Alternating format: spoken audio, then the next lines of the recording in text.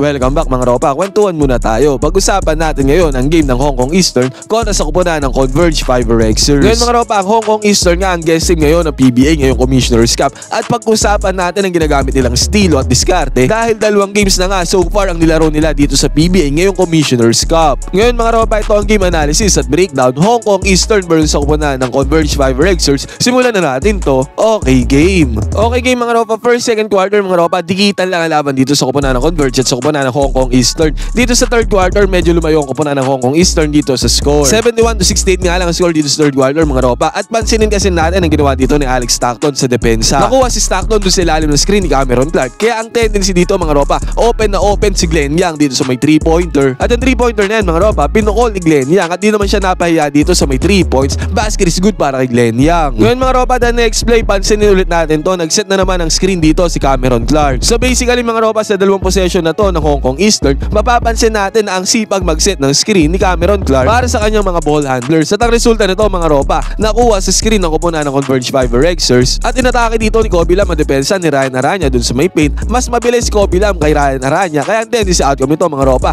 easing 2 points para kay Kobe Lam. At dito na medyo lumayo ang kupunan ng Hong Kong Eastern mga ropa, na naka 3 points na sinimula ni Hayden Blankley dito sa may 3-pointer. Naka 3 points sa kupunan dito ng Hong Kong Eastern sa katauhan ni Hayden Blankley. Pansinin natin yung depensa dito ng Converge Fiberxers mga ropa. Nag-send sila ng double team dun sa may right side corner at syempre naiwan si Hayden Blankley dito sa may 3-pointer na to dahil nga nag-send sila ng double team. Ngayon mga ropa, yun ang pagkakamali ng Converge Fiberxers dito dahil tong si Hayden Blankley, kahit nung kalaban to ng Barangay Nebra doon sa may finals nila, 3-pointer talaga ang player na ito. Kaya talagang mahirap na iwanan ito si Hayden Blankley sa may 3-pointer at pupukol niya yan. At dito nga mga ropa, basket is good, no problem, easy money para kay Hayden Blankley. At sa sumunod na possession ng Hong Kong Eastern mga ropa, again 3-pointer na naman ang kanilang pinakawalan dito. At again, same result sa 3-pointer ng Hong Kong Eastern, basket is good na naman para sa kanila. Ngayon mga ropa, dito sa possession na to ng Hong Kong Eastern, nakikita natin yung ginagawa nilang diskarte at estilo at the same time yung strength ng kanilang kupunan. Dalawang 3-pointers agad na magkasunod ang pumasok dito, ibig sabihin 3-point shooting team din itong Hong Kong Eastern kagaya ng ibang team sa PBA. Tapos ito pa mga ropa, halos magkakasunod na possession lang to. Again, tumirada na naman dito sa may top of the key ang kupunan ng Hong Kong Eastern.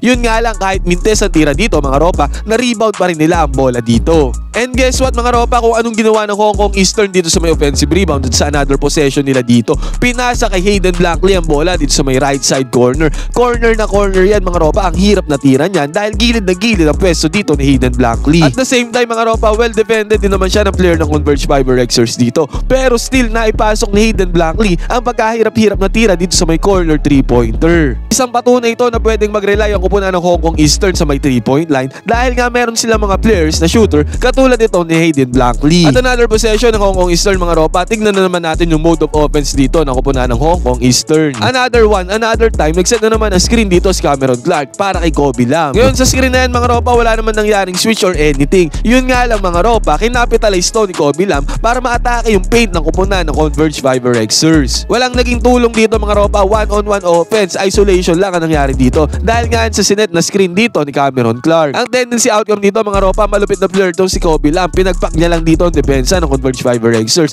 Open agad siya dito sa may paint. No problem, easy money para kay Kobe Lam, basket is good. At dahil dyan mga ropa, 94-85 ang score, 9 points na ang hawak ng kalamangan dito ng Hong Kong Eastern dito sa may fourth quarter. At dito again, tignan ulit natin to. Possession ulit ng Hong Kong Eastern. Tignan natin ang pagkakamaling ginawa dito ng Converge Fiberxers. Ang may hawak ng bola dito mga ropa, si Glenn Yang, isolation lang dito sa may corner 3-pointer. Pero ang ginawa ng Converge Fiberxers dito mga ropa, again, nag-send na naman sila ng help dito kay Glenn Yang para sana i-double team nila tong si Glenn Yang. Ngayon mga ropa, ang response dito ng Hong Kong Eastern, basic basketball lamang. Pagka may nag-double team, ipasa agad dun sa may open na tao yung bola. At sa pagkakataon na to mga ropa, si Kobe Lam ang na-open dito sa may top of the key 3-pointer. Pinukol na ni Kobe Lam, kinapitalize niya ang pagkakataon na yan, na-open siya dito. Walang bantay mga ropa dahil sisend nga ng double team dito yung Converge Fiberxers. At ang outcome niyan mga ropa, 3 points para kay Kobe Lam, easy money, basket is good. Ngayon mga ropa, ang mode of offense ang kupunan ng Hong Kong Eastern dito sa play na to, again 3-pointer na naman. Di natin may kakailan na may shooting talaga ang team na ito na Hong Kong Eastern na maaaring maging threat sa mga PBA teams. Nag-enjoy ka na at nanalo ka pa, piliin ang link na nasa may comment section, gamitin ang promo code na Johans, piliin ang sports option para makakuha ng 12,000 bonus. At sa pagkakataon na to mga ropa, 97-85 ang score, 12 puntos ang hawak ng kalamangan dito ng Hong Kong Eastern. At hindi naman nagpahuli dito ang newly recruit ng Converge Fiberxers na si Jordan Heading. Heading. Si Jordan Heading nagmamando ng bola dito para sa kupunan ng Converge Fiberexers. At pansinin natin ang depensa na gamit dito ng Hong Kong Eastern. Mapapansin natin na hinayaan lang si Jordan Heading dito, walang nag-set ng double team sa kanya. Pero pansinin natin dito yung position ng depensa dun sa may paint ng kupunan ng Hong Kong Eastern. Naka-zone defense ng Hong Kong Eastern dun sa may ilalim, dun sa may paint. Pine-pressure nila yung depensa dun sa may ilalim. Kaya nagkaroon ng opening dito ang kupunan ng Converge Fiberexers dito sa may left side 3-pointer.